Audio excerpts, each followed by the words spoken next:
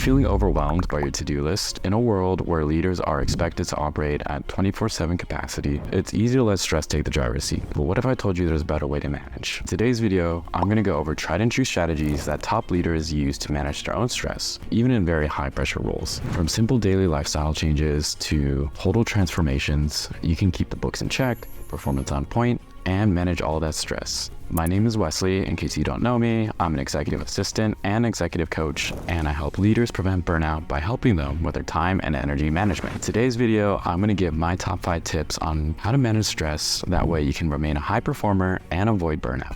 Mastering task prioritization isn't just a productivity booster. It's the single most important skill that top leaders need to separate themselves from the rest of the other leaders. So my first tip for you is prioritization. I have a great tool for you to organize and prioritize your tasks. It's called the Eisenhower Matrix because allegedly President Eisenhower used this to prioritize his tasks. So you want to divide these tasks into 4 quadrants. So on the top left corner, you want to find tasks that are both urgent and important. So that means the tasks that have important deadlines and severe consequences if they don't happen. So these are the tasks that you want to prioritize first. In the next quadrant, you want to find the tasks that are important but not urgent.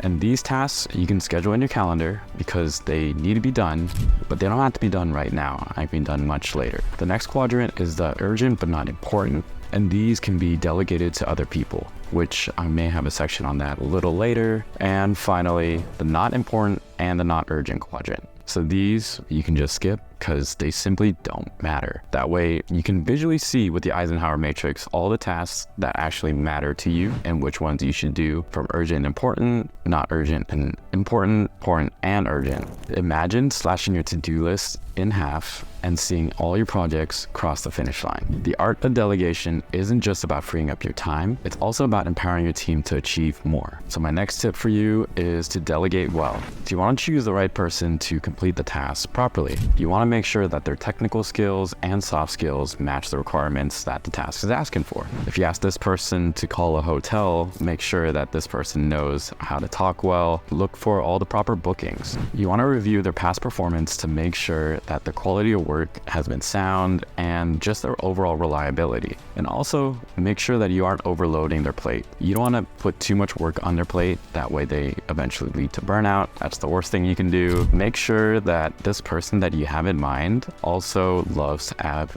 challenges.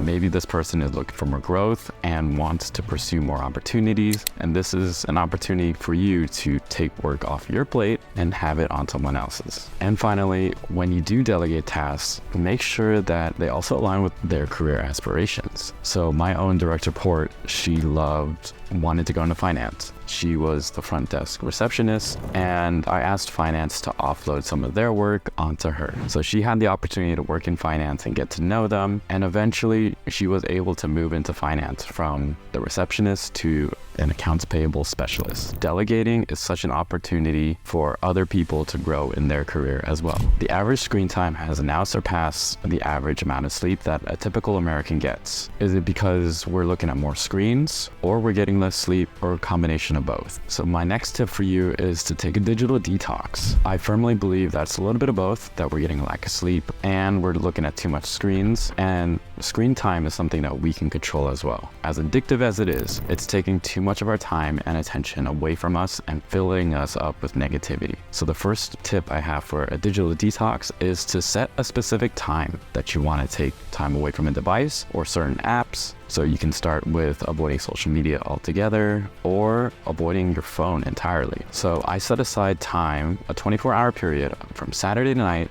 to Sunday night, where I just don't look at my phone. I still have access to my laptop, that way I can stay connected to the things I need to connect with, but in terms of just the mental pollution of the social media, I avoid that altogether during that period. And so it's that time that I get to rest. And while you're doing this digital detox, you want to plan engaging activities to do, such as reading, hiking, hanging out with friends. That way you just don't want to sit in a room just chilling and doing nothing. Time will fly when you actually spend it doing something and not worrying about your phone. You can also be present with either your friends, your family, and all the people that you're with as well, which is removing that device away from you. And finally, you can avoid temptations. So you can either physically put your phone elsewhere software in your house, or modify your notifications. That way only certain people can access you during the certain time. Like for me, I love the custom do not disturb feature where I can separate my work and my personal contacts. That way only certain people from work can notify me, like my boss, for example, or my personal contacts. They don't have to get my immediate attention at work, and I can answer them a little later. So implementing these tips for digital detox is crucial. It'll increase your overall well-being, your relationship with technology, and just make you a more sustainable human being. A study done on mindfulness, Sarah W. Lazar has found that participants in an 8-week mindfulness program has led to physiological changes in their mind that has helped them get better memory, reduce stress, get a better sense of self, and become more empathetic. My next tip for you is to practice mindfulness and meditation. It's a great way to relax, and you can start off small with 5 to 10 minutes throughout your day. At least for me personally, I go on YouTube and type in meditation, just find one I like for 5 to 10 minutes, close my eyes, and just listen to it. It puts me in a really calm and peaceful setting and sets my day off even better. Create a consistent routine.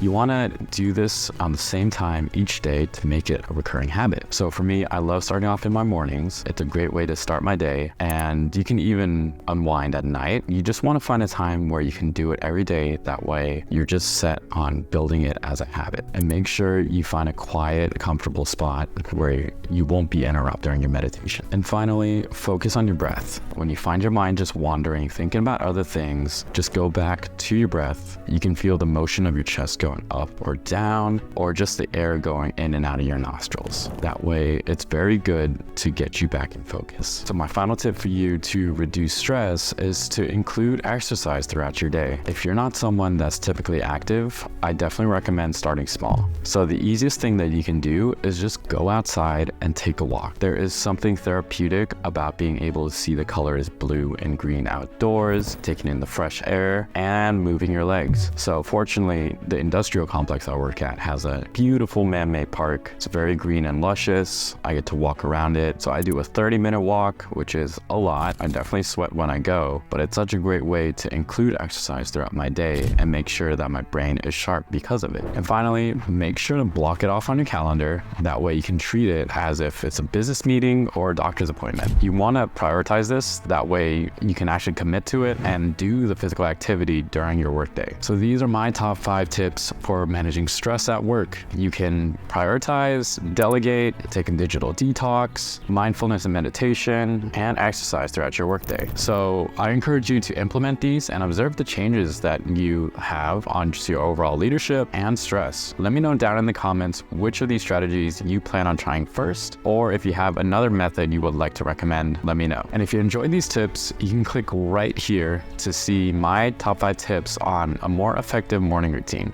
That way you can better start your day. Thank you so much for watching, and I'll catch you in the next video.